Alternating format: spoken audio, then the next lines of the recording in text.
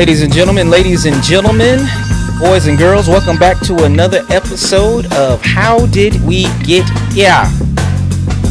I'm your host, Jay Carter, and the man that has always heard and never ever seen Skeens.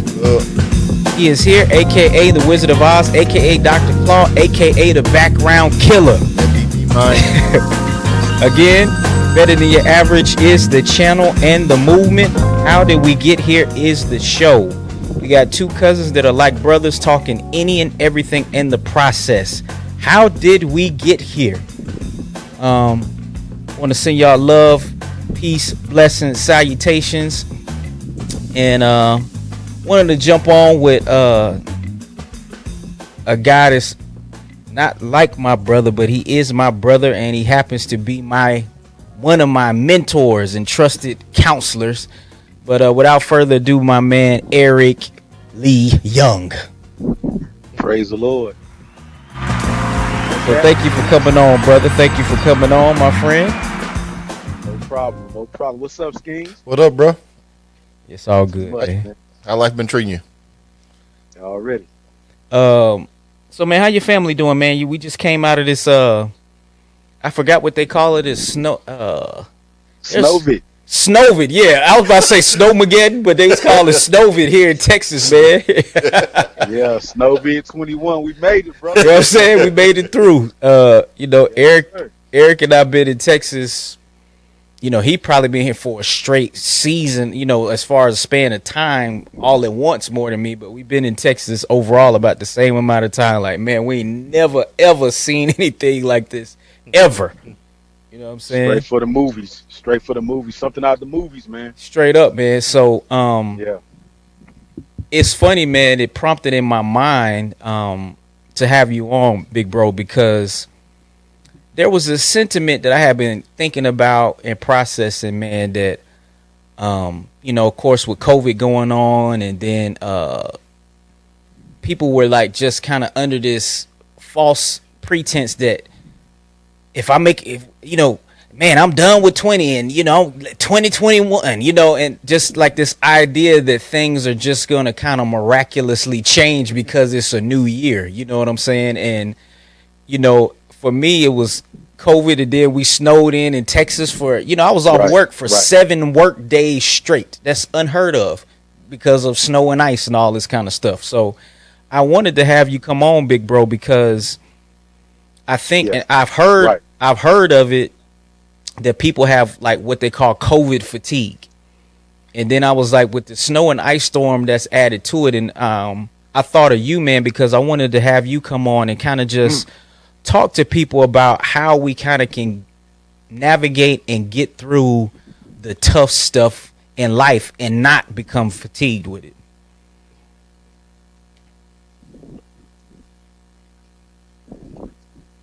Right. And that's real, man. With anything that's prolonged, war, political propaganda, that can always make a people become tired and weary in what we're doing. Right. And COVID is no different. People have become weary. And so what that stems from, Jay, is that people are not in shape spiritually. Okay. Because you get weary when you're not in shape. Okay. Back in my athletic days, many moons ago. Yes, sir. The first week of practice, all we would do was conditioning. Mm-hmm. All we would do was run to get in shape. And so it's the same thing when it comes down to the spiritual things. Yeah. We need to get in shape when it comes down to the things of God. We need to get in shape when it comes down to us being challenged in our belief system. Right. And so you may ask the question, well, how do I do that? I'm glad you asked. The first thing that you want to do is make sure that your alignment with God is correct. Okay. Your relationship with God has to be paramount, man. Mm-hmm. And so the Bible teaches us and tells us that many are the afflictions of the righteous. Right. So everybody's going through things. Yeah. Nobody's exempt, Jay. Yeah. Nobody's exempt from trials, tests, tribulations, pains, and pressures. Yeah. But in the meantime, we have a God that cares. And so people need to hear that regardless of what you're going through in your finances, in your health, in your marriage, God cares about you. Indeed. And God's going to bring you out. We just got to continue to push forward. Indeed. Indeed. Now, as we talk about, you're talking about spiritually conditioning ourselves. Now, how do we, how do we get plugged in and start spiritual conditioning? How do we do that? Man, I'm going to tell you this. Number one, make sure your coach is the right coach, and that's Jesus. Mm-hmm. Number two, open that Bible. Mm-hmm. Blow the dust off of it. Open it up. Begin to condition yourself with reading the Bible. Yeah. Number three, prayer. Mm-hmm. Prayer is not something we do as believers. It's our lifeline, man. Yeah, indeed. It's how we stay connected and plugged into God. Mm-hmm. And we have to get back to that. Mm-hmm. Jay, I remember years ago, man, and y'all from Art, Kansas, Mm-hmm. aka Arkansas. Yes, sir. And y'all know, man, back in the day, people would come to your house and pray with you. Yeah. Yes, sir. Your grandmama would have folk, the old deacon would come to your house and pray with you. Yeah. And so we really need to get back to that, developing a prayer life, man, because this is how we get through it. Yeah. Because, Jay, I've seen people, man, when you're not spiritually conditioned, you begin to substitute prayer, reading with substance. Okay. If we look statistically, Yeah. through America, abuse is high, drug addiction is high, alcohol addiction is high. Yeah. During this span of time, we've been in COVID. We're going on a little over a year now. Yeah. People are suffering, man. People don't have jobs. People are getting divorced. People are dying. This is a real season, man. And, every generation faces something. Yeah, that's real. Hard. Yeah, that's real. Every generation faces something. Mm-hmm. And so this is our time, man. Mm-hmm. And what are we going to do in the midst of it? Mm-hmm. Are we going to fold, pack it up, go home? Guess what? We can't. No. And I think Yeah, one thing that we talk about all the time, Eric, is that that as believers, man, it's not that we kind of like part-time believers, like we full-time on this job, you know what I'm saying, and we serious about yes, it. sir. Yes, number sir. two, I think it's key that, and what this is, whether we're talking about and Elder Hilliard was talking about it today, is during the snowstorm, and I look at it in a whole bunch of areas and aspects of life, and me and Skeens talk about it, is, and I'm just using the example of the snowstorm, is that it shows you that you have to kind of make a return back to the simplistic or original ways of things. You know what I'm saying? Right. Because we could become so dependent on these lights and this electricity and water and all this kind of stuff that we kind of turn away from the essence and the hard, quote unquote, hard work of things that we did and that we became accustomed to. Because it's no different than, guys, if it's easy to, quote unquote, have faith when I'm in a time of plenty, but will I have that same faith when I'm not in a place of plenty and when things are going on? It doesn't take anything to exercise my faith when everything is going, like as me and Eric all say, when everything's going down, ain't nobody around the house tripping. I ain't worried about nothing that's in the account. All the bills is paid. We got 2 brand new whips outside. We just moved into a 7,000 square foot house. Psst, you know what I'm saying? Everything is cool. Everything is cool. So where is our faith and our resolve going to be when things go wrong? Because another thing that Eric and I always talk about sometimes as believers, and I want you to piggyback off of this, Eric, we have this idea that because we're believers and because we love God and because we plugged into the church, because we give the tithe, that ain't nothing gonna happen to us, that everything's gonna be perfect in life. But that's not true. That's not necessarily true, because it's not true, man. The stuff that we do, and as we mature in our faith and our relationship with God, is that I do it because I love God. Right. It's not that I'm doing it because I'm always in a position of expecting something on the back end. You know what I'm saying? Right. But you can jump in on that for me some and expound on that, Eric. Man, our late bishop used to always say, a faith that's not tested can't be trusted. Right. And so you find out really in the midst of everything, what do you really believe? Absolutely. And because of Facebook and Twitter and all these different social media platforms, we have been fed, and even before that, we have been fed a bill of goods that if you love God, ain't nothing bad gonna happen to you. Right. They lied. They lied. They lied. As a matter of fact, because you love God, the Bible tells us that you will suffer. Right. You will go through things. Yep. But see, it's the evidence of your faith when you come out on the other end of it. Right. Right. Now, you might come out limping. You might come out, beat up and bruised. Yeah, man. But you're going to be delivered. You're going to be brought out of it. Yeah. And so, man, let me share this story, man. Yes, sir. And we'll go from there. But I told you this. Mm-hmm. Man, it's about 5 years ago, maybe 4. Living in a particular neighborhood in Killeen, everything was cool. Mm-hmm. Enjoying life. My kids was enjoying the school they was going to. And one day came home. Yep. My house had been broken into. Yep. I remember that. Items missing. Matter of fact, I think I was on the phone with you. You were. Items missing. Things were gone, and my heart was broke. Yeah. It was like, man, how can this happen to me? Yeah. Yeah. Yeah. Then fast forward, it happens again. Yep. And oh, by the way, this happened on a Sunday morning. Guess where I was at? Yep. I was in church serving. Yep. Serving the Lord. And so, serving the Lord. Yeah. How can this happen to me? Yeah. And so I said all to say this, man. Sometimes, just like in the natural, a woman goes through contractions to push that baby out to make something happen. Sometimes we go through things, man. God permits things to happen in our lives so we can go to another place, so we can be pushed out into another place, because without those contractions, the baby may not come out. Right. Yeah. Without these contractions in life, the things that God has for us might not come out. They won't be birthed. Because our creature comforts, our habits, man. Mm-hmm. They won't allow us to move. Mm-hmm. Mm-hmm. So now people, like Elder alluded to this morning, people talking about getting generators. Absolutely. People talking about saving money. Yep. People talking about, all these things now that they didn't do, but there had to be a contraction for these things to happen. Mm-hmm. And so, God forbid, but if anything ever happens again similar to this, more people will be prepared. Right. Mm-hmm. More people will be ready for what may come down the pipe. Mm-hmm. And so, but before we stack generators and save money, make sure you're right with the Lord.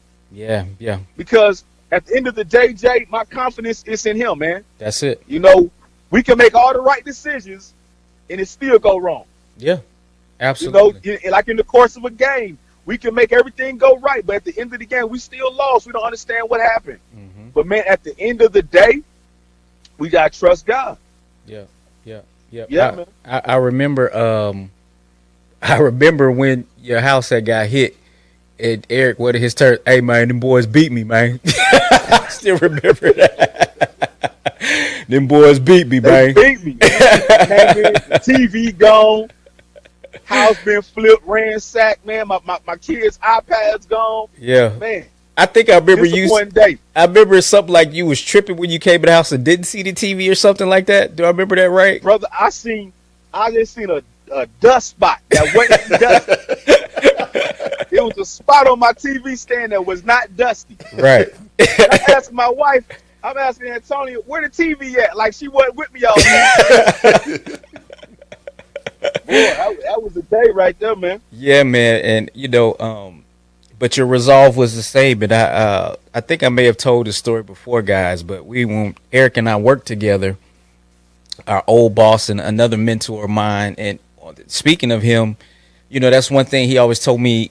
Encouraged me and we'll talk about in business that you have to. He said he never can kind of celebrate on the victories because he know there's another challenge over just waiting right around the next corner. Right. You know what I'm saying? So he will always try to prepare himself to engage and be set for those next challenges that were coming. I think that's also a key for us in life. But I think, like you said, we have to be able to, because, again, as Bishop taught us, people, problems, pain, and pressure. Those are going to be the things that we have in life. But, part of what he taught us, because the God that is within us I have the ability to overcome people, problems, pain, and pressure. That covers everything, y'all. That covers everything. That covers everything. Right. We're gonna have to deal with people, whether it's our spouse, whether it's our kids, whether it's the folks at work. We're gonna have pain in life, whether it's mentally, physically. We're gonna go through health challenges, things like that. You know what I'm saying? Right. We're gonna have pressure again from family, from work, deadlines, bills, all that kind of stuff. You know what I'm saying? And then we're gonna have all of it is encompassed in problems. You know, the problems that come up in life. And, you know, I wanted to have Eric come on because, you know, big bro, I always look up to you because, again, your resolve is always so strong no matter what's going on. You know what I'm saying? Man, to God be the glory. You know what I'm saying? I had a little health challenge a couple years ago. I ended up going to the hospital and, you know, they checking me out and all that. This dude, my big bro Eric, calls me immediately on the phone. Hey, put the phone on speaker so I can pray for you. I'm like, okay. I'm sitting there. I got machines hooked up to me. They're like, oh, you good? You know, this, that, the third. That's immediately the thing that he did. And again, it's a returning back. I find this, Eric, strange that some of the people that people will always give accolades to and look up to the most are their grandparents. You know what I'm saying? And their grandmama, stuff like that. And typically, in our culture, your grandmama was a praying woman and all this other kind of stuff. But again, because of time and like you said, social media and our ability to access knowledge, we have felt that we can kind of detach ourselves from those things and say that I ain't got to go about it necessarily that route. And then we were just talking about it on the prior interview, is that we get pacified by our socioeconomic conditions and stuff like that. You know what I'm saying? It's like, man, you know, shoot, you know, Eric, man, I really ain't been praying or nothing like that, but you know, I'm doing all right. You know what I'm saying? And then you come into the question of really, do I need to pray like that? Do I need a relationship with God like that? You know what I'm saying? And you start to believe that lie. You know what I mean? And I was telling folks again, even in transparency with me, living my life a certain way. Eric, you know how there's only a select group of people that I fool with like that and that I hold near and dear to me. You know, you one of those people, y'all. I shared with y'all before, me and Eric would sit in my garage for 2 or 3 hours and just talk. You know what I'm saying? Just talking about everything under the sun. Rap, wives, kids. You know, even though he's a minister, we not sitting around just quote scripture all the time, you know, just real brotherly connection. But all that said, man, is that when I always talk about when Liz came said she was pregnant with Jason. And I'm like, Lord, man, I have my life organized a certain way and this and that. And again, that voice, and Eric and I were talking about this other day. Everybody is different when God is talking to you, how you hear. You know what I'm saying? Yeah. But that voice was like, essentially, Jay, you thinking that it's all your organizing and all this planning that you did that has kept you in a certain place in your life, but it's been me. And just like I have sustained you this entire time, I will sustain you now and going forward. And so that's what he's good at that, bro. You know what I'm saying? He's good at it. Eric has gone through changes like that. Big bro, I know even with things with jobs and finances and stuff like that, he's like, dude, we just trusted in God, man. You know what I'm saying? Bro, you've been with, bro. Look right here, there man. with you, baby. You've been with me, man. I've been served. I've been sued by credit card companies. I've been summoned to court. Yeah. You know, once again, the pain and the pressure and the problems of life. Nobody's exempt. Yep. Oh, by the way, I was giving my tithes. Yep. Mm-hmm. Oh, by the way, I was serving in my ministry. Why did I fall short on these bills? Why am I coming up short with these credit card payments? Mm-hmm. Hey, it's the system and the cycles of life that we go through. Yeah. But on the back end, I become wiser. Mm-hmm. I have another experience with God that I can relay to people and say, hey, you're going to make it through because I made it through. Mm-hmm. Mm-hmm. You know, when your credit is shot and your wife thinks you want a new house. Yes. Hey, we got to trust God. We got to trust God because I can't get it on my credit. Yeah, yeah. You know, and so this This faith walk Mm-hmm. is exactly what it is. It's a faith walk through life. We're going to go through things. Yeah. And a lot of things are going to be uncomfortable. Mm-hmm. But we have to go to a place where we trust God in his sovereignty. He knows what he's doing. Mm-hmm. He Mm-hmm. knows what he's doing, man. So, you know, let's just trust the Lord at the end of the day. Mm-hmm. Mm-hmm. Indeed. Yes, sir. Indeed. And I know for me, guys, I know people out there struggle like, oh man, y'all talking about praying, and I mean, I ain't got time, I and we get it, you know what I'm saying? And I think too, Eric, and we were talking about this the other day, is that I don't want you guys to feel like you need to overcomplicate the process. You know what I'm saying? Right. You don't have to overcomplicate it. Just because, I'll put it like this. There's people that I've been going to church a long time, and I've seen people that are extremely eloquent and well versed in certain things pray, and I've seen people that are more simplistic. But here's the thing, it all is measured the same in God's eyes. That's it, man. You understand what I'm saying?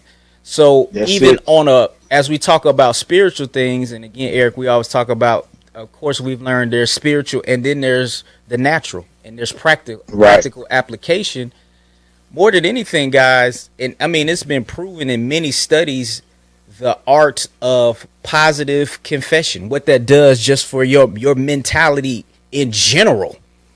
You know what I'm saying? What that does in your mind, what that does when you spend time and speaking positive over your family and taking time and praying with your spouse, you will see that even the environment in your household will be more peaceful because of, again, we've learned that we become intimate with those that we pray with and those that we pray for. Right. So there's an intimacy that you're building by way with God, by praying to God. And as I'm sitting there praying for Eric and his family, as I'm praying for Skeens, and I'm praying for my mom and my daddy and my in-laws, and I know so many folks, I say, Lord, you know, I pray for every man, woman, and child and trusted family member that makes up our family. Everybody. And then the people that are connected to those people. You know what I'm saying? You build intimacy with people like that, and then it also helps just the quality of your thoughts. And as we talk about, I'll say this, Eric, is one of my sisters called me one day, and this was during the height of kind of a lot of the, you know, Ahmaud Arbery and, you know, different things like that, George Floyd, all that stuff happened. And she called me one day, and she was really, you know, she was upset. And she was like, man, Jay, you know, I just don't know, you know, I'm just so afraid of what's going to happen and, you know, different things like that in the country right now. And I wasn't negating what she thought and what she felt because that's real, right? I asked her the question. I said, are you basing how you feel right now off of what you know from your personal life experience? Are you basing it off of, again, what you're looking at and viewing on the news, social media and stuff like that? And she took a pause and she was like, you know what? It's really based off of the stuff that I'm seeing and the stuff that I'm putting in, right? So it's no different than as we're building up our spirit, man, on the inside and building up the wellness of our minds, guys, we got to watch what we ingesting.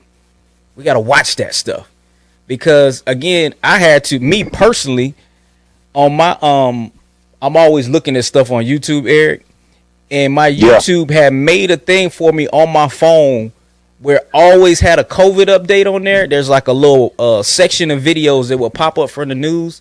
And it was always showing the COVID numbers on there, like all the time. And I paid attention. I'm like, oh, I can X that off because for me personally, for Jay, I can't see that all day. I can't. Hey, I'm gonna share this with you, man. Two things. Yep. Number one, the human mind is wired to be negative. Right. Mm-hmm. Yep. You know, ever since going on our theology, ever since back from the garden. Yes, sir.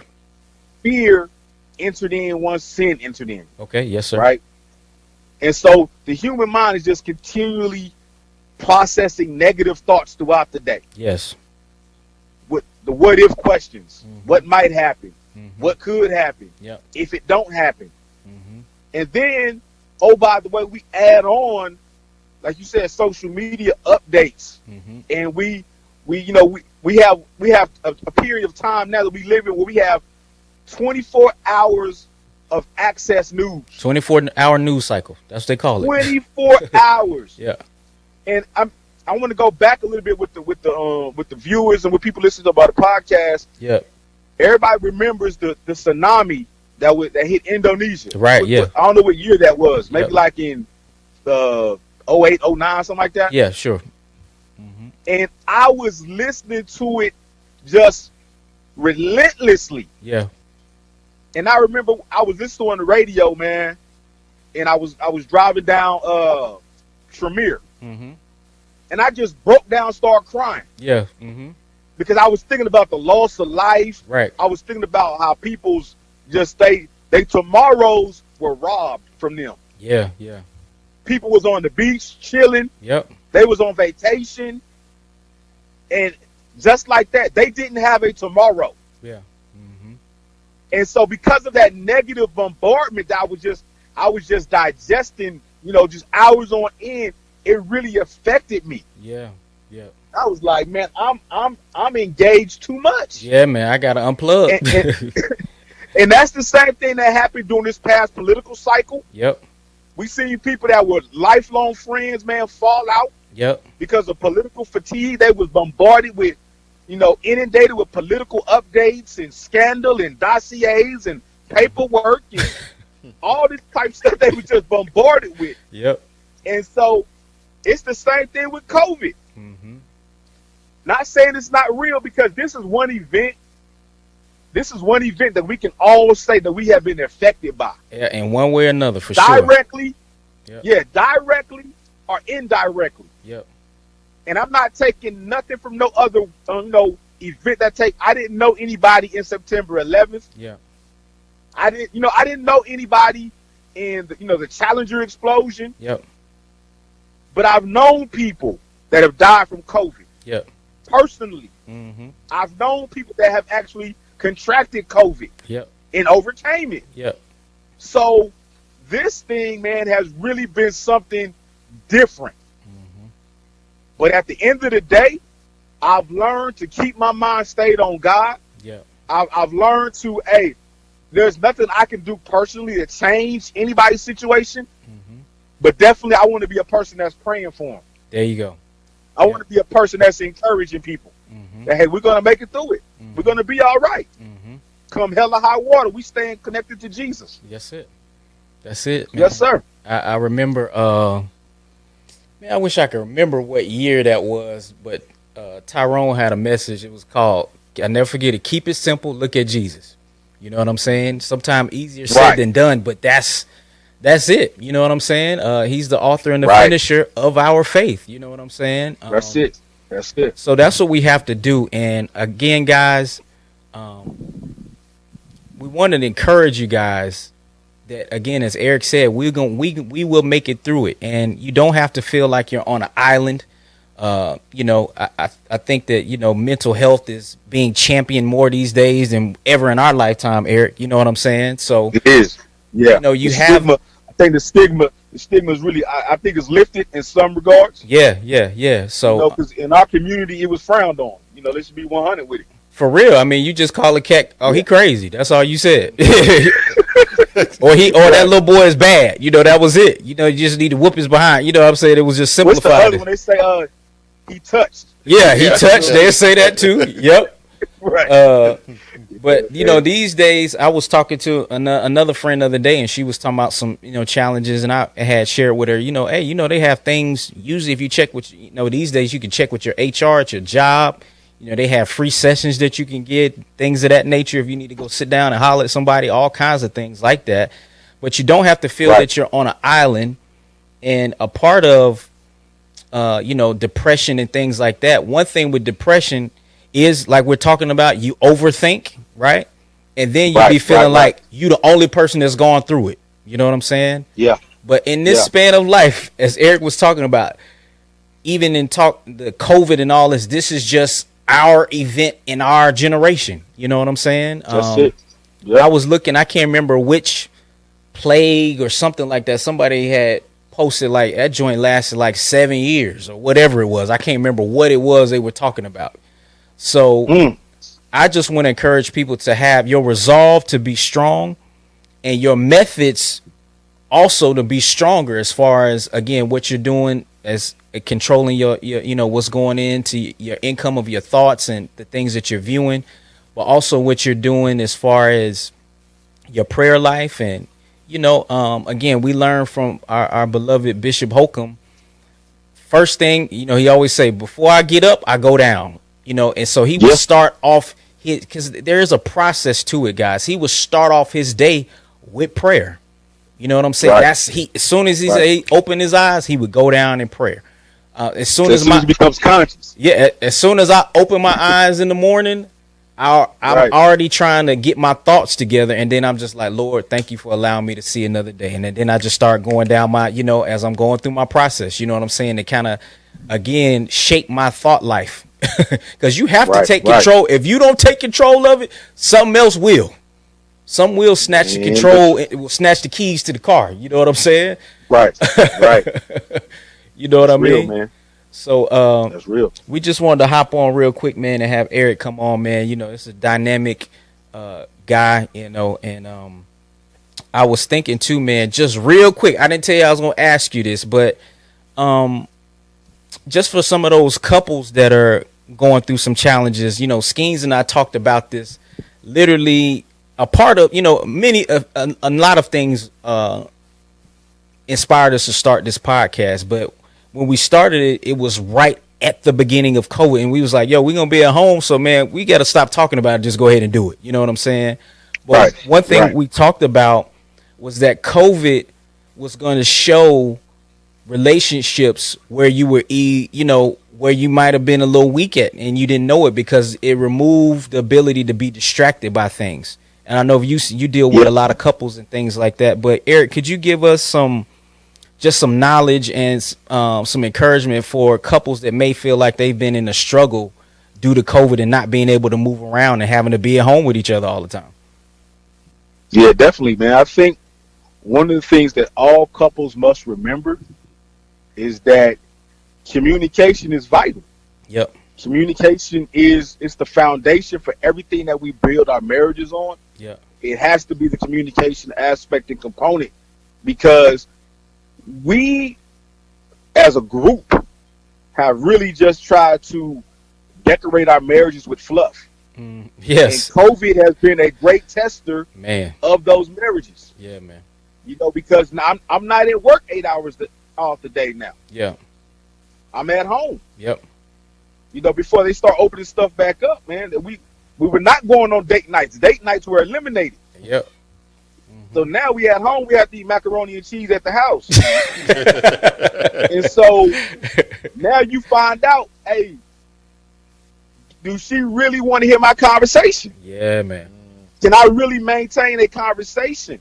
Yeah, man. And, you know, I forgot the statistics, but somewhere I read how a woman would try to connect with her husband, you know, hundreds of times. Oh, yeah, we talked about that. Yeah, I can't remember the numbers, but yeah, something like that. Yeah. I can't remember the actual number. Yep. But now we really find out, is she really doing that? Yeah.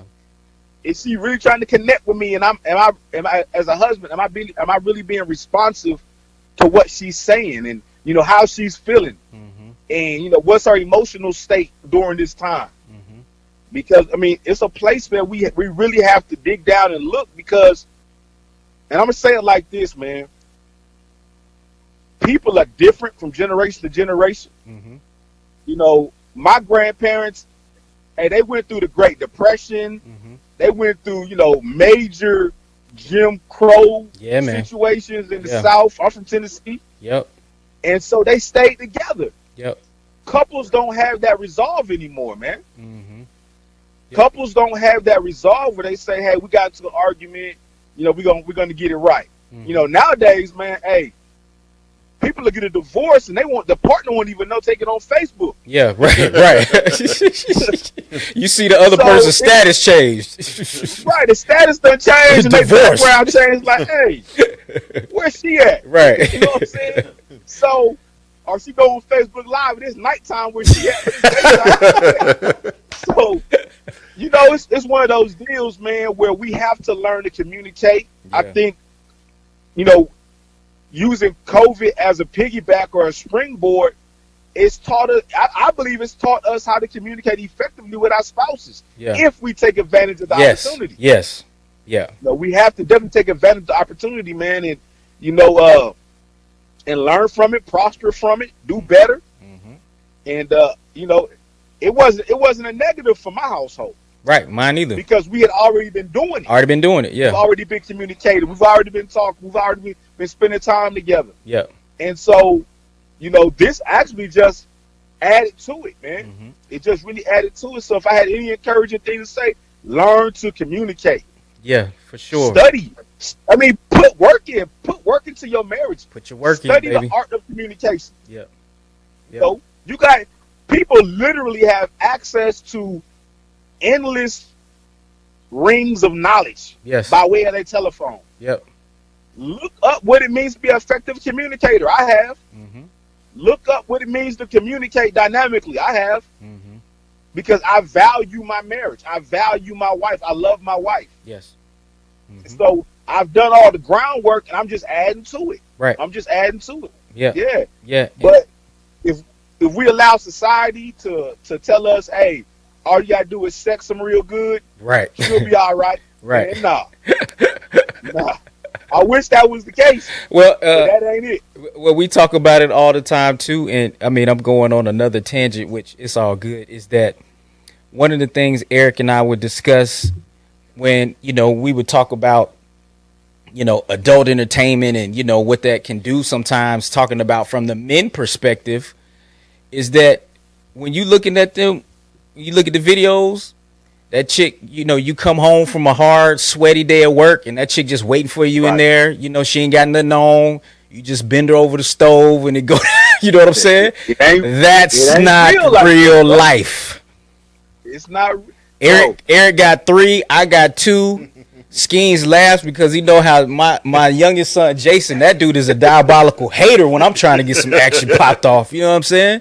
So this is real life, and neither Eric nor I are tooting our own horns as far as but it's an encouragement to say that in my marriage and in Eric's marriage, you have to invest in doing the work and understand that the work always continues. Like they say, the grind never stops. The work never stops in a marriage and a relationship, right? And again, for me, this is just Jay, y'all. Why talking about a return to the things, the simplistic things, I always tell my wife all the time, every year, usually something to the effect, and some of y'all have seen it, she's the person that I want to do everything or nothing with. And the nothing part of it is where I knew when we could be together doing nothing and both of our cups were full is when I knew our relationship had matured to a certain point. That, again, it doesn't have to be a lot of fluff going on. And Skeens and I talked about it because we do have a tight-knit family, that while we do go out and do things, the bulk of the time we're doing simplistic stuff. And again, another reason why, again, we started the podcast because of the Eric Youngs of the world and the Kai Phoenixes of the world and the Larry Smiths of the world and all the TJ Voids of the world and my father and so many other people that we want to have on. We just sit around and have great conversation.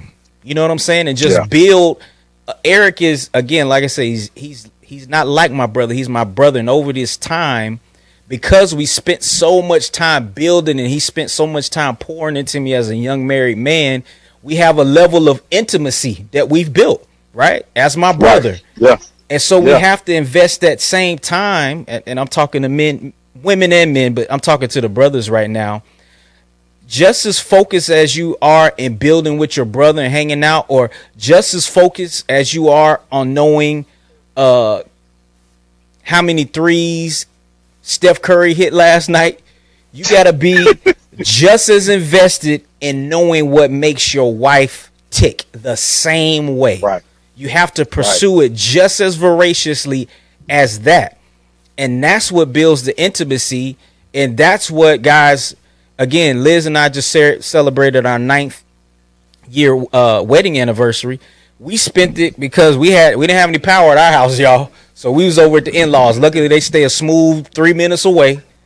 And we spent our anniversary on the couch. And she had her feet tucked up under me, and I had my arm around her, and we got under a blanket together. And again, guys, my cup was full. Right? Yeah. Now, once we could get back to the house and get some free time, though, we made sure that we, we spent some alone time or what have you. But you know what I'm saying? It wasn't like we were messed up about it like that. You know what I mean? So that's the place that we want to grow to in our relationships. And again, to quote Eric, we don't need no gimmicks and games, man. You know what I'm saying? Hey, we gonna tell that story. We'll tell that another My time, mom might baby. be listening, bro. I want my mama to hear it. I want your mama to hear it. But yeah, man. And that's where we want to go. And again, we always talking about relationships and how we want them to be better. And again, as you can see, it's everything. It comes down to relationship. What's the fix to COVID fatigue? Check your relationship with God. What work are you putting in that relationship? You want to check, your relationship or deficiency you see with your children. What have you been investing into that relationship? You want to check it's not peaceful in your household. You and that chick walking by each other, not speaking, or y'all always combative in that type of thing. Check the relationship. What have you been putting in? What work, what time, what effort, what love have you been putting into the relationship? Okay. So, big bro, I appreciate you for jumping on with me real quick, man. Man, I love y'all boys, man. Y'all keep it up. And hey, that new intro, that's tight, man. Hey, man, I appreciate that, man. We working slowly but surely, man. But I want to have you the intro. I want to have you come and actually sit on the couch with me soon. I got a topic. I'm gonna text it to you and let you know, man. But yeah, we want to do that soon, okay? All right, y'all holler at me. All right, man. Love you, big bro. Love you. All right, love y'all, man. Yeah. All right.